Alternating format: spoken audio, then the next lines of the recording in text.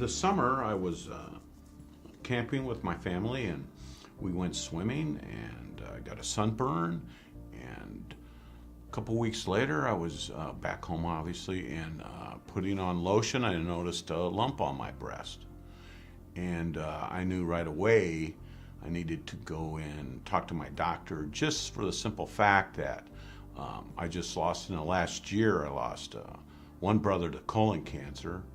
Another brother had lung cancer and prostate cancer, and he died. And my father died of pancreatic cancer at 62. These are all younger brothers too, by the way.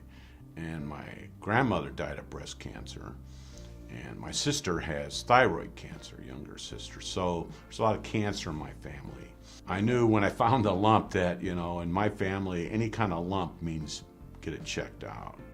Within, I would say, a couple of weeks of diagnosis, that I'd already had a mastectomy, and then it was 2.5 weeks later I had my first infusion. Dr. Lemon, he kind of does an interview and he tells you what's going on. I felt really at ease. You know, he wasn't condescending in any way. He didn't overload me with facts and so forth, because one of the things before I got here is got on the internet, tried to find out all this stuff and how it's going to be, and some of that to a point kind of scares you. And so I kind of moved away from that, and I figured, you know, I need to like give over to somebody else and go into their care. And he was very confident and said, we're going to do this, this, and this. And he used the word curable about 2 or 3 times, and my wife and I looked at each other and said, yeah, that's what we need to hear. So from the time you come in the door to when you leave, everybody is, not just Dr. Lemon, but everybody is very supportive and care. And that's a lot, you know, because you kind of feel like, because cancer's like an industry, you feel, you don't feel like you're in a cattle call, you know. There's individual treatment of each person, I think. Yeah. And the fatigue was massive. I'm a teacher, and so I teach 2 times a week for back-to-back classes, so I'm on my feet about 3 hours.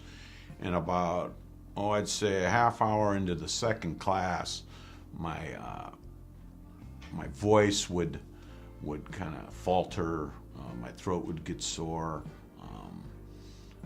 I'd lose my energy, and it just, you know, it's just like suddenly you kind of hit this brick wall, and you realize that, you know, it's going to be a kind of a fight coming down the line, you know. And I held off telling my students. I wanted to get through the first chemo treatment first and then tell them.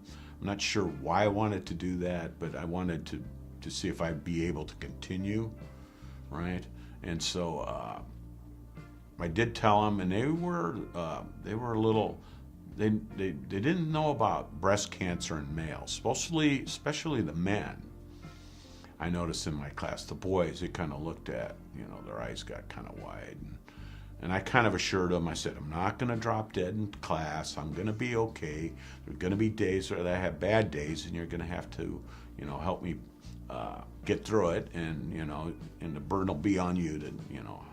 And, you know, I have strategies when I teach, so, you know, they're included. You know, I'm not just lecturing, right? And so and they accepted that, and they offered prayers and all those things, and they're sweet kids, you know. This week I told them how it was being in the clinic here with all the other cancer patients, and how it's kind of heroic, the people here, really. You know, people are kind of quiet heroes. Everybody's fighting the fight, you know. Some people have a better chance than other people, but it's quite amazing, actually.